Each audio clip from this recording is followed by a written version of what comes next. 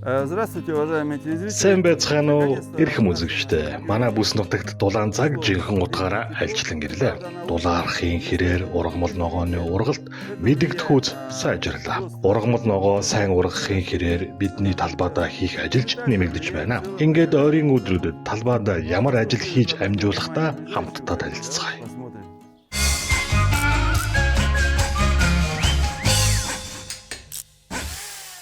В саду завершается. Цэцэрлэгт маань аливны модод цэцэглэж дуусч байна. Энд давжаа алим буюу аранетика ургаж байгаа. Цэцгэлж дуусаад үр жимсэн соёолж бүрэлдээд эхэлж байна. Цэцэглэж байгаа үе нь ер нь ургамлын хувьд хамгийн чухал үе байдаг.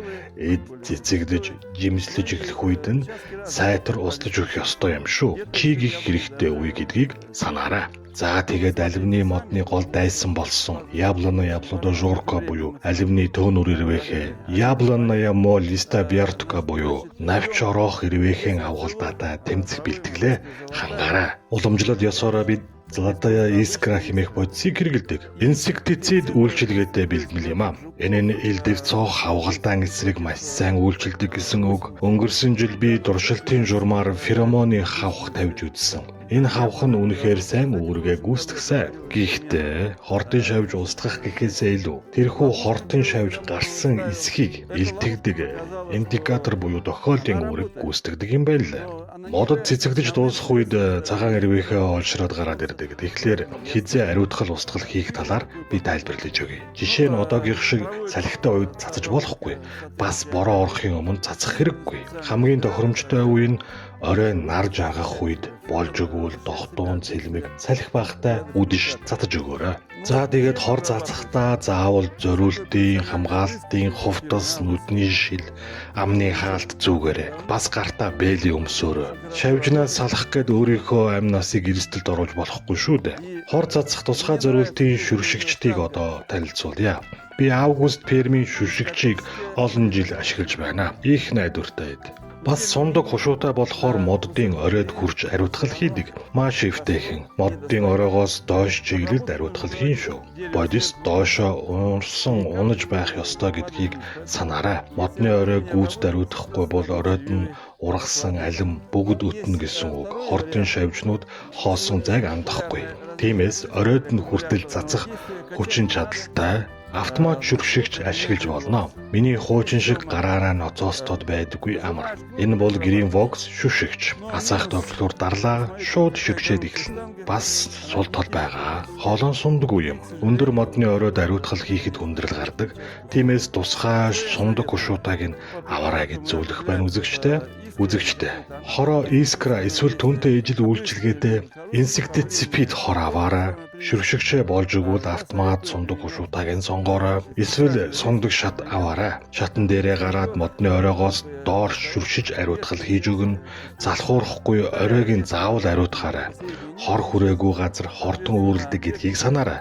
Хороо цацах хугацааны тухайд бол аливны модод цэцэглэж зуусангууд нь хороо цацна. Цэцэглэж байх хугацаанд нь хор цоцож болохгүйг анхаараарай. Химийн бодис хорон цэцгийн уг руу орж тэндээ үлдэх аюултай байдаг. Тиймээс цэцэг нь унж хаагдарч дуусгаар хороо цацна гэсэн үг. Ер нь нэг биш 2 удаа цацах хэрэгтэй болох байх.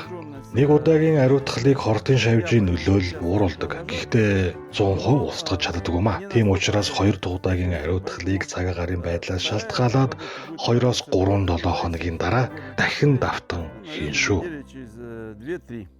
Имейте это в виду.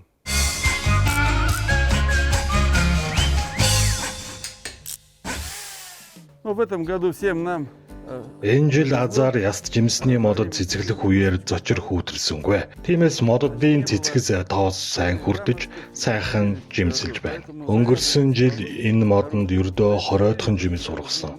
Харин энэ жил 100-100-аараа гарч ургаж байна. Жимс бүрлдээд 1 см орчим хэмжээтэй болж томорч ургасан харагдаж байна. Бас л нэг хортноос хамгаалах хэрэгтэй болно.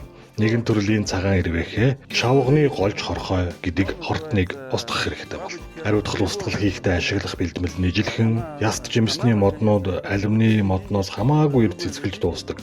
Тиймээс хороо цацахдаа эднээс эхлэх хэрэгтэй болно. Бэлтэмэл нь адилхан золотоя искра мөн шүрхшиг шашиглаарай. Шүрхшиг цаг нь намуун дохтун оройн цагаар хариуцлага хийгээрэй. Цэцэгдэж дуусангууд нь хариуцлага хийхгүй бол ургац аавна гэж саналтгүй шүү. Талбайхайн гүйлс буюу априкос мөн интор буюу вишне войлжнаяд бас хариуцлага хийгээрэй. Одоо жимсэд ургаж томорж байгаа учраас чийг их шаарддаггүй. Чийг дутахаар жимсний модод жимсээ хаяад эхэлдэг. Тэгүүлэхгүй тулд агаарын чигслийг сайн хадгаж услах хэрэгтэй. Халуун өдрүүдэд моддоо ойр ойрхон услаж өгөөрэй үзэгчтэй. Погоду.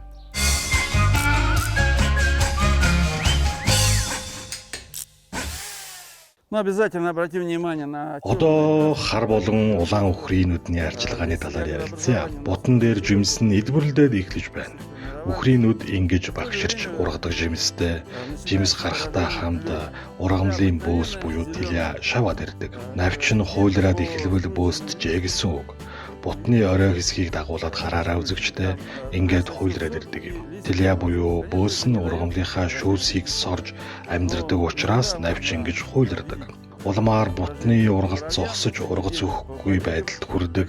Үхрийн нүдний мөчөр дээр шорхоолж гүгээд эхлүүл бөөс үрэлжээл гэсэн үг. Шоргоолж нь ургамлын бөөснөөс ялгардаг чихэрлэг шүүс наалдамхаа бодисоор хоолдог. Шорхоолчны хувьд бол нэг ёсны тансаг амттан юм да. Энэ бутны бөөсчлөлт ноцтой хэмжээнд хүрчээ. Ургамал дээш ургахаа болсон байна. Бүр мөсөн өсөлтийг нь зогсохоос өмнө арга хэмжээ авах хэрэгтэй. Гэхдээ жимс гарчихсан учраас хэрэглэх бэлтгэлээ зөв сонгоорой. Хоёр төрлийн хор ашиглаж болно. Нэг нь химийн гаралтай, хурдан үйлчлэгээтэй. Би ихэвчлэн ургамлын бөөсний эсрэг апицид бэлтгэл хэрэгэлдэг. Хоёр дахь нь биологийн гаралтай бэлтгэл. Хүмүүс актара бэлтгэлийг хуурай нунтаг хэлбэрээр нь сайн мэддэг байхаа. Би мөн бионим бэлтгэлийг ашигладаг. Бас рапсалин тунд ажгүй. Эдгээр бэлтгэл нь 2 жилийн өмнөөс манай нутагт худалдаалагддаг болсон шүү дээ. Биологийн гаралтай бүтээгдэхүүний үйлчилгээ шууд мэдрэгддэггүй. Хэд хоног хүлээж байж үйлчилгээ нь мэдрэгдэх болно гэдгийг санаарай. Химийн бэлтгэлд хэрэглүүл хортон шавд шууд өгдөг. Ийм л ялгаатай. Ямар бодис хэрэглэх нь хамаагүй. Хамгийн гол нь үхрийн үедээ цаг алдалгүй хамгаалаарай үзэгчтэй. За тэгээд мөчрийнхээ тулгуурыг сайн шалгаарай. Зовж ургуулчхаад жимсээ газар тунгаагаад муудахж болохгүй шүү дээ. Тиймээс мөчрт ийм тулгуур авч ашиглана. Эсвэл өөрөө хийчих нь үсттэй. Ийм амтай манайхан чатилаач гэж нэрлэдэг. Ингээд тулж өгөх ёстой юм шүү. Бутны ургалтанд сайнэр нөлөөлөө зогсохгүй жимстэй нь газар уналгүй цэвэрхэн ургадаг юм аа. Тулгуургүй мөчөр газар унаад жимс нь хөрсөнд ороод задрах, ялзрах, муудах шинжтэй байдаг гэдгийг санаарай. Хар болон улаан үхрийн нүднийхээ арчилгааг цаг алдалгүй хийгээрэй. Улаан үхрийн нүдний навч улааж хүрэн өнгөтэй болсон байвал энд улаан толгойд бөөс буюу красноголовая тэлья үүрлсэн гэсэн үг. Мөн л яралтай устгах хэрэгтэй шүү. Уничтожьте ее.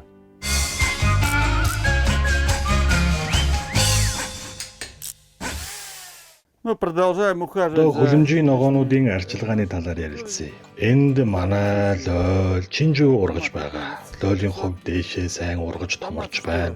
Бас цэцэглэж цэцэг нь багсарч тоо нэмэгцээр байна. Эхний цэцэглэр анхны лойл бүрлдээд эхэлчихжээ. Хоёр дахь, гурав дахь нь бас гараад ирсэн байна. Хөлөмжийн нөхцөл сортоосоо шалтгаалаад ялангуяа том лойлтой сортууд ихэвчлэн 6-аас 7 мөчөртөл лойл ургуулдаг. За харин түүнээс илүү гарсан иш мөчрийг нь авч хайж болно шүү. За бид сайн бордож өгсөн болохоор одоо услага болон хэлбэржүүлэлт хийх хэрэгтэй байна. Би энэ ургамлын жишээн дээр юу хийх ёстойг нь харуулъя. Нэгдүгээрч хажуугийн илүүдэл мөчрүүдийг нь түүж аавна. Би өмнө нь хэлсэн үндсэн 2 иш үлдээгээд ургуулна гэж. 2 үндсэн иш гэдэг нь энэ л дээ. За тэгээд энэ ишнээс нэмж салаам мөчр ургаад байвал чимхэд авчих нь үсттэй. Би 2 илүүдэл мөчрийг нь авчихлаа. Тэгээд доод талын хөгшөрж шарлаж эхэлсэн навчнуудыг нь бас түүж аваарай. Ургамал цаашдаа нэмэр болохгүй. Тиймээс ялимгүй уг үлдээгээд навчнуудаа дастаад авчих нь үсттэй. Дастаж авсныхаа дараа хайлгүй компост болгон бордоо хийгээрэй. Мөн лойлын бут унахаас сэргийлэн сойж уух хэрэгтэй. Би нарийн дээсээр татаж уудаг. Өмнөх уйснаас ойролцоогоор 15-аас 20 см-ийн зайд дахин ууж өгнө. 20 см от предыдущего. Нижний не убираем. Вот таким образом. Доод талын уйснаа авах хэрэггүй хിവэрнүүлдээгээрээ ингэж уйд цойхон лойл сайн ургах бололцоог олгодог юм а. За тэгээд шөндөө хүлэмжөө хаалгүй хоноолно шүү. Мөн гадаа 30 хэм хурж хаалж байгаа учраас хүлэмжийнхээ салхивчийг заавал нээгээрээ агааржуулалтаа маш сайн тохируулах шаардлагатай шүү. Хит халааж, хит хөргөж болохгүй. Хэрвээ хүлэмж дотор тань хит халуун буюу 45-аас 50 хэм хүрвэл ургамал халуунд зохиулж үхэх аюултай гэдгийг санаарай. За амтд чинжүүний хувьд эд цэцэглэж байна. Мөн л анхны чинжүүн бүрлдээд эхэлжээ. Энд тэнд бас ургаж байгааг хараарай. Энэ жил би хит хитийн сорт гибрид үр тарьсан. Чинжүүний бот өндөр ургаж, чинжүүн томорч хүндрэх үед унах, ишин хугарах эрсдэл үүсдэг. Тийм учраас тулгуур мод коллежки ашиглаарай. Би зориултын хоонцрол тулгуур ашиглаж байгаа. Ишээ дээш нь ялимгүй татаж уйн, ингэснээр иш цэх ургах, болцоо бүрдэн, дараа нь чинжүүнийхээ жинд дарагдаад хугарах гэд байхгүй сайн талтай.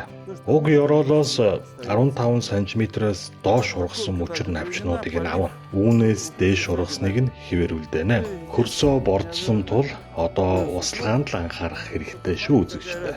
За энд нэг сонирхолтой зүйл болсон. Укроп ургачихсан байгаа үстэй. Би уг нь энд суулгаагүй. Гадаа тарьсан укроп 10-аад см өндөр ургасан бол энд ургаж байгаа укроп 70 см-т нэгэнд хүрчээ.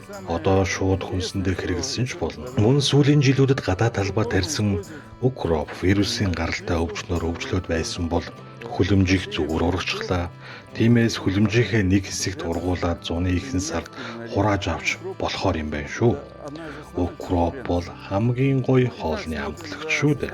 За үзэгчдээ хүлэмжийнхээ бүх ногоо ургамлын арчилгааг тогтмол сайн хийгээрэй. Удахгүй 2 дахь ээлжийн бордолд хийхдээ бэлтгэлээ базааж байгаарай. Вторую пока не проводим.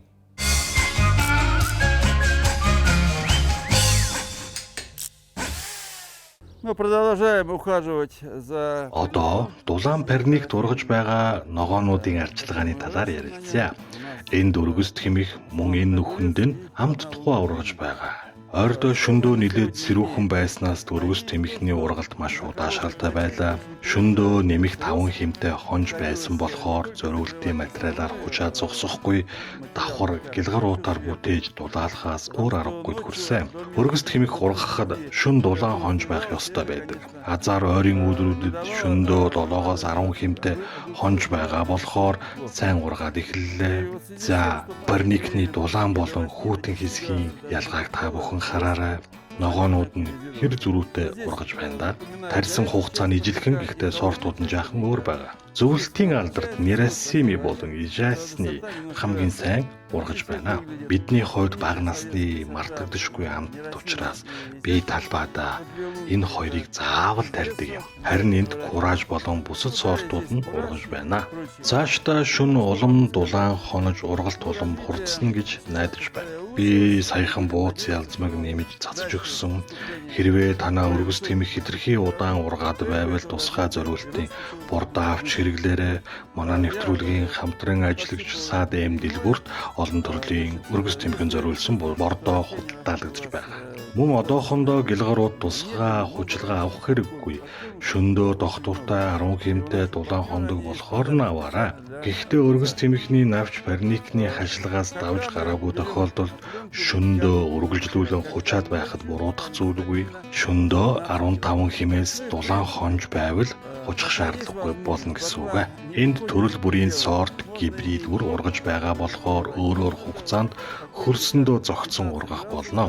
Улмаар 7 дугаар сарын 5-нд парникнасаа анхныхаа өргөс тэмхийг хурааж авна гэж тооцоол хийсэн байгаа. Мөн одоогоор ямар нэгэн хортын шавж алга, ургамлын бөөс буюу телеа арай хожуу өргөс тэмх рүү нүүжирдэг. Харин одоо бөөс ажиглагдвал биологийн гаралтай бэлтгэл аваад шууд шүршиж ариутгал устгал хийгээрэй. Учир нь ургамал цэцэглэх үе арай болоогүй байна шүү дээ.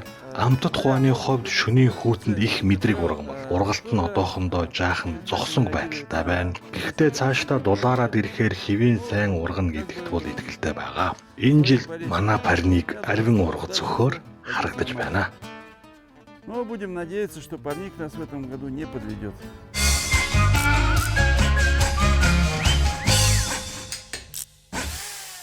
Ну и хочу объявить Эрхэм уважаемые үзэгчдээ телезрители, амралтын что өдрүүдээр хулуу, хурганга буюу кабачок, тарвас, амт тухай, патисон зэрэг дулаан дуртай ургамлуудаа суулгаж дууссанаар бүх төрлийн үрсэлгээгээ суулгах ажил маань дуусгар болно. Үрсэлгээний жижиг хүлэмж маань суларч байна гэсэн үг.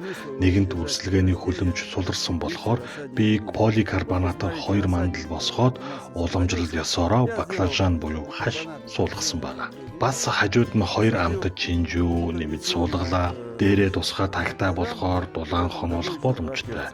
Ялангуяа хашин дулаанд маш дуртай ургамал. 25-аас 27 хэмийн дулаан орчинд ургадаг. Чинжүүч бас дутхгүй дулаан дуртай. Та хүсвэл лойл, салаатны навчж болсон тариалаад байгаарай. Ер нь үрсэлгээнийхээ хүлэмжийг бүрэн ашиглаарай. Одоо үрсэлгээний аягнуудын талаар хэдэн үг хэлье. Энэ аягнуудыг олон удаа ашиглах боломжтой. Би эднийг ердийн урсгал усаар угаасан байгаа. Ямар нэгэн холоор эсвэл химийн бодис огт хэрэглээгүй. Угаагаад хагас өдөр нарны шууд усгалд тавьж хатаадаг. Нарны хит ягаан туяа энэ аягнуудыг өөр ариутгачихдаг юм. Үүний дараа туцхай тавиур дээр тавиад эрэх хавар хүртэл хадгалах болно. Ингэж угааж хатаасан бэлэн болсон аягнууд маань энд харагдаж байна да. За тэгэхээр үзэгчдээ бүх үрсэлгээгээ хөрсөндөө суулгаж дуусгаарай. Мөн үрсэлгээнийхээ хүлэмжинд дараагийн ээлжийн ургамлуудаа тариалаарай. Хүсвэл гоёл чимэглэл эсвэл цэцэгч тарьсан болно. Харин төр зүрийн үрсэлгээний хүлэмж байсан бол буулгаж хураагаад эрэгчл дахин угсарч ашиглаарай. повторить этот опыт.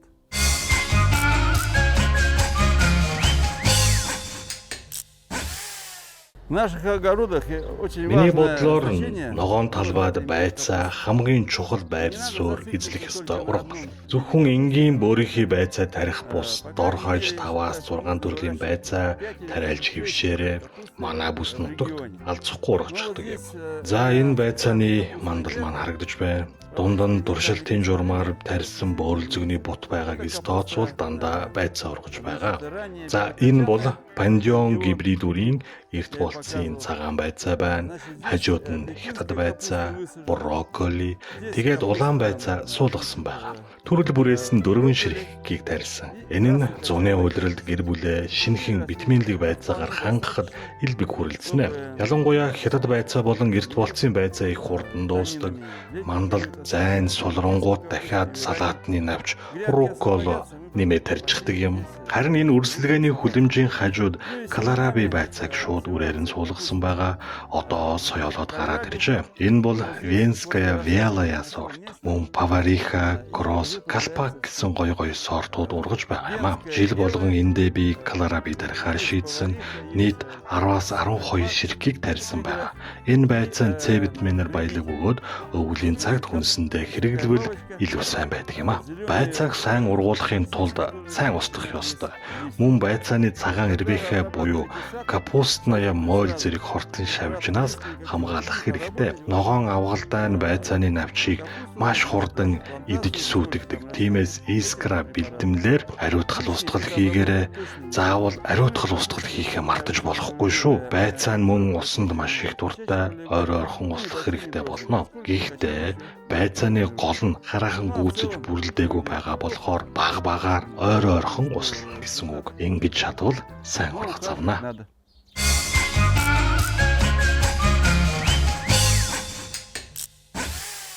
Ну, в последнее За тэгээд төгсгөлд нь дарчилгааны зориулалтад дунд болцсон байцааны үрсэлгээг суулгаж өгнө.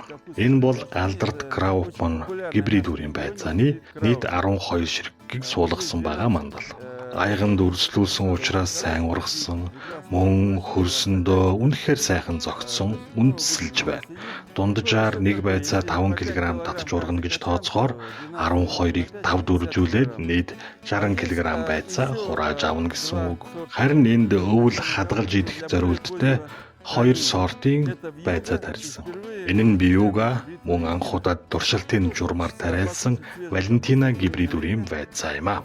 Намар өвлийн цагт шинэ байцаа идэхийн тулд би хадгалалт сайн даадаг эдгээр сортын байцааг тариалсан юм. Талбайдаа нийт 6 төрлийн байцаа тариалснаас 5 төрлийг нь үрсэлгээний аргаар ургууллаа. Нийтдээ 40 орчим ургамал байгаа нь манай талбайн говьд дээд амжилт юм а. Манай гэр бүлийнхэн байцаанд их дуртай болохоор төрөл бүрээс нь ингэж тариаллаа. любим разное.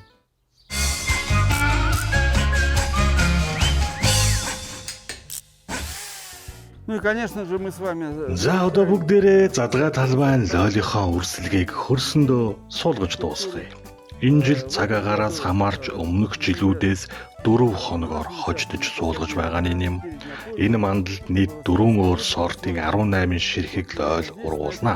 Манай талбайд 30-аад жил тариалж байгаа алдарт Кунинлейский энэ байна. Мөн Сибирская чуда, Сибирский тренд болон янторны мёд сортуудыг тариалсан байгаа. Одоогоор ургамал маань хөрсөндөө дасаж үндэслэх явц нь явагдаж байна.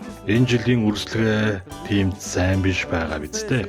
Яагаад гэвэл шөндөө хитрхи сэрүүн байснаас навчнууд нь шаралсан харагдаж байна. Гэхдээ ургамал хөрсөнд маш хурдан сэргэх болно. Оройн хэсэг нь хэдийнэ задарч гой ногоонтой болчихсон байна. Одоохондоо хажуугийн мөчр гараагүй байна. Ямар тааж доод талын шаралсан навчнуудыг нь шууд таслаад авчихаарай. Тэгээд компост руугаа хийчих нь үсттэй. За тэгээд хажуугийн салаа мөчрүүд нь гараад ирэхэд нэмэлт бордоо хийж өгнө шүү. Одоо хүмүүсийн тэр болгон анхаарал байдгүй нэгэн чухал зүйлийг та бүхэн сануулъя. Энэ бол тулгуур мод. Манай бүс нутгийнхан бургасаар тулгуур хийдэг. Манай алдарт бичвэрөд осгоныхан тулгуурыг тийж гааж гэж нэрлэдэг. Бургас удаан эдлгээтэй биш 2 жил болоод доогуураа ялдарч хугардаг. Байгаль дээлтэй ч гэсэн үе өнгөрөөсөн арга. Одоо хуванцар тулгуур ихээр ажиглах болжээ. Би 3 дахь жилдээ эдгээрийг ашиглаж байна. Ганц ширхэг пластик тулгуур нь лойлын бутыг даадаггүй. Лойл өөрөө өндөр, ургаж, чин их даадаг ургамал. Тийм учраас 2 тулгуурыг нийлүүлэн скотчоор ороож холбосон байгаа. Ингэж холбосон тулгуур харин ургамлыг сайн даадаг юм а. Энэ жилээс дуршилтын журмаар шилэн утас буюу стекла локноор хийсэн тулгуурыг авч хэрэглэж байна. Харахад маш нарийн, уян хатан учраас хажуу тийшээ мөрийгаад байх сул талтай гэж ойлгосон. Тиймээс заавал 2-2-оор нь холбож уух бэхлэх шаардлагатай боллоо. Яг ингэж бэхлээрэ. Энэ бол энгийн пластик хос тулгуур. Харин энэ бол стекловолокно тулгуур. Өндөр нь 1 м хагас, хөрс рүү ойролцоогоор 30 см гүн зоож өгдөг юм а. Цусландаа бага талбайтай цөөн ургамал тарьдаг бол модон тулгуураас бүрсэн датгалзаж орчин үеийн бэлтгэцүүдийг авч ашиглаарай. Олноор нь үйлдвэрлэлийн зорилтоор тарьдаг газрууд ч гэсэн шинжлэн сольж эхэлсэн байх гэж бодож байна. За ингээд задгаа талбайн лойлууд хөрсөнд суулгаж дууслаа. Одоо сайхан үндэслэж байна. Гадаа жаахан сэрүүхэн байгаа нь ургамлын үндэсний систем томорч хөгжөхөд сайн нөлөө үзүүлдэг. Эд халуун үед суулгачаар үндэс нь гүйцэж хөгжиж амжаагүй байхад шууд навч ишин төрүүлээд ургаад байдаг юм. Сайн үндэсгүйгээр ариун ургац авдаггүй. Тийм болохоор нэг бодлын сайн хэрэг боллоо. Вы хорошего урожая не получите.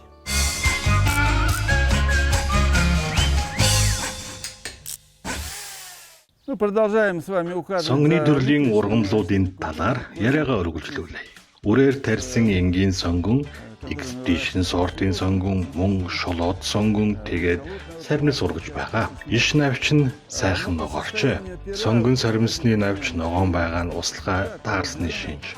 Харин үзүүрийн шарлаад эхэлбэл ялангуяа Expedition сортын сонгоны дээр тод харагдаж байна. Услага дуцсны тохио юм шүү. Үүнийг заавал сайн харж хинж байгаарай. Мөн одооноо сонгон саримсаа дээрээс нь шүршиж услаж болохгүй. Учир нь 30 см өндөр ургасан үед дээрээс нь услал бол хүндрээд хажуу тийшээгээ налаад унчихдаг. Тиймээс шаланг хоолой ашиглан зөөлөн усаар услаж өгнө. Гадаа 23-аас 25 хэмийн дулаан байх үед 3 хоногт 1 удаа услахад яг тохиромжтой шүү.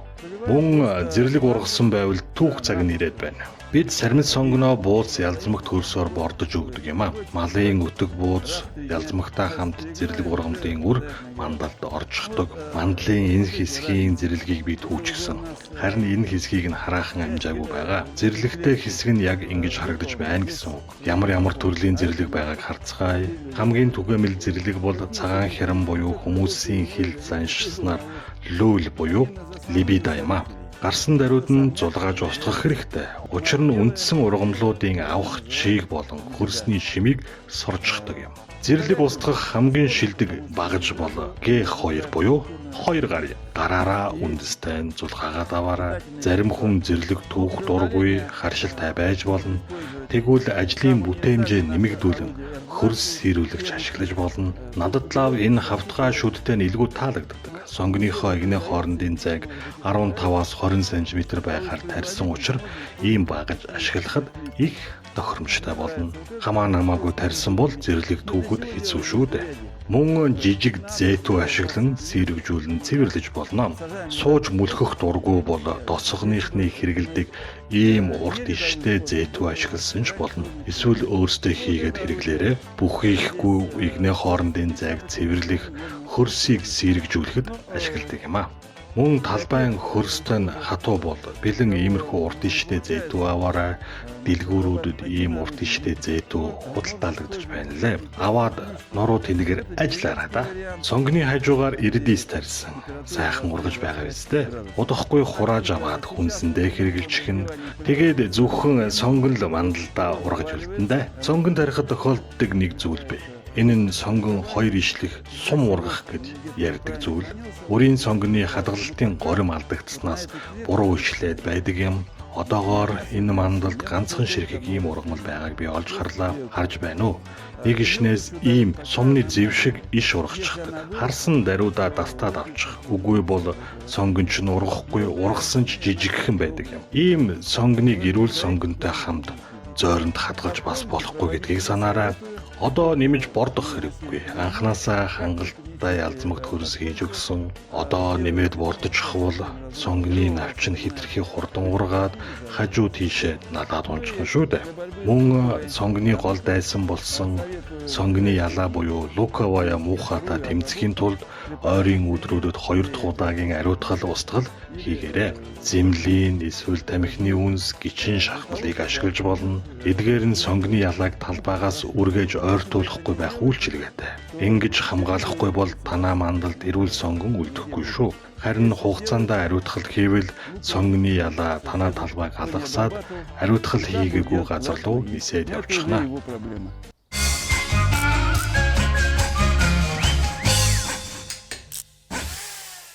Ингээд амралтын өдрүүдээр бүх төрлийн үйлчлэгээгээ суулгаж дуусгахын зэрэгцээ 100 тариалах сүүлийн хүнсний ногооныхоо үрийг суулгана. Би андуурч ярьсан хэрэг бишээ. Зуны ихэнд тарьсан зарим ногоог бид 9-р сард хурааж авдаг юм аа.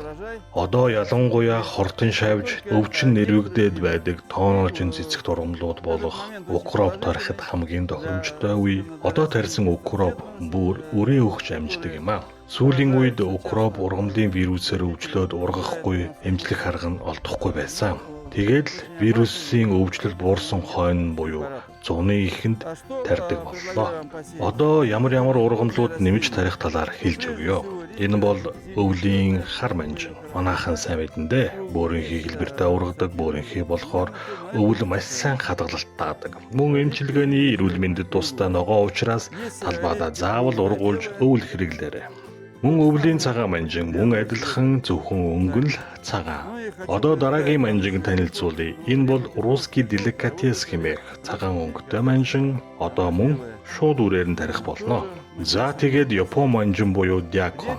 Дяконы маш олон сортууд байдаг. Энэ бол Японы Минаваси сорт. 9-р сард хурааж аваад өвөлжин хүнсэндээ хэрэглэх болно.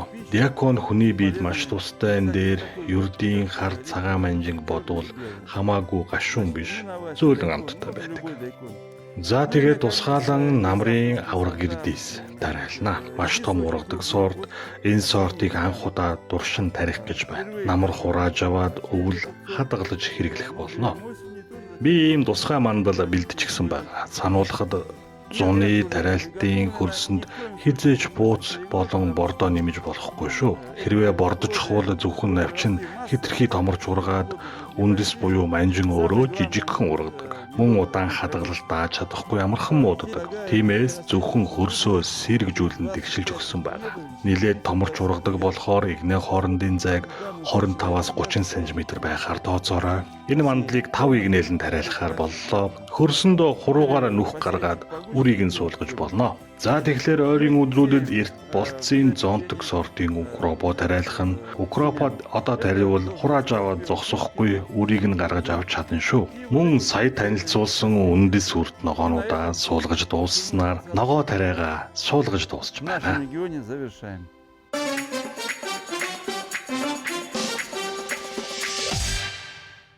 Продолжаю, Эрхэм уважаемые үзэгчдээ телезрители, та бүхэндээ энэ тариалангийн удирлын шинэ бүтээгдэхүүнүүдийг дахин танилцуулъя. Өнөөдөр 5 төрлийн бүтээгдэхүүн танилцуулна. Манай нэвтрүүлгийн ерөнхий бээн тэтгэгч Садэм дэлгүүрт худалдаалагдж байгаа. Энэ бүтээгдэхүүнүүд нь миний хувьд шинэ байлаа. Би ургамал хамгааллын бодис, бордоо, шавж устгагчийг олон жил судалж байгаа эрдэмтэн хүн. Гэсэн хэдий зарим бүтээгдэхүүнийг нь би анх удаа олж харлаа, барьж үзлээ. Алин болон чавганы төөнөх червээх блодо жоркон эсрэг карачаар хор. Урд нь искраг хэрэглэж байсан бол одоо карачарыг ашиглаж болно. Үйлчлэх бодис нь арай өөр, хортон шавжийг сайн устгах болно. Карачар хор. За нөгөө аалзан хажигны эсрэг дипломайт бодис. За зуны халуун өдрүүдэд ялангуяа бүр зүүн үхрийнүүд өргөс тэмхэнд аалзан хажиг үүрлээд сүйтгэгч гээд байдаг. Хүмүүс антиклиш, нейрон зэрэг маш хүчтэй тусгай хачиг устгагч бэлтгэл хэрэглэж ирсэн. Харин одоо энэ шин дипломайтыг дуршиж үзээрэй үзэгчтэй. Хорны үйлчилгээг дэмжигч адиу хэмээх бодисыг анх удаа худалдаанд гаргажээ. Энэ бол миний хувьд нээлт боллоо. Пестицидийн үйлчилгээний хүчийг нэмэгдүүлэх, ургамлын навчинд наалдах чадварыг нь дэмждэг шинэ бүтээгдэхүүн юм байна. Та зэрлэг ургамал устгахдаа адиуг хамт хольж хэрэглэснээр тухайн хорны үйлчилгээ хүч нь улам бүр нэмэгдэн зэрлэгийг үндсээр нь устгахад тус болно. Мөн адиутай ижил үйлчилгээтэй феним гэдэг бодис бас байна. Бас нэгэн өөртөө нээлт хийсэн бүтээгдэхүүнийг одоо танилцуулъя. Манай нарлаг бүрээдэд зуны хурцнаар ургамлыг төөнж түлхэх гээд байдаг. Тэгвэл Оросд үйлдвэрлэсэн ургамлыг нарны хит ягаан туяанаас хамгаалах бэлтгэлийг та бүхэнд одоо танилцуулъя. Савлгаан дээр нарны хит ягаан туяаг сарниулж ургамлыг нарны түлэгдэлтээс хамгаална гэж бичжээ. Мөн жимсний ургалт хөгжлийг давхар дэмжиж өгөх юм байна. Хурц нарнаас хамгаалахын тулд шүршигчээр шүршиж хэрэглэнэ. Навч ургамлын гадаргуу дээр нарны туяаг ойлгох тусгай бүрхүүл үүсгдэг юм байна. Би талбайдаа заавал туршиж үзэх болно. Таач гэсэн аваад туршаад үзээрэй. Нарны түлэгдэлтээс хамгаалагч бүршээд байлаа. Телезрители. За эрхэм үзэгчтэй. Энэ жил тариалалтаа хийж үргэлжлэгээ суулгах их ажлын ард гарлаа. Та бүхэндээ баяр хүргье.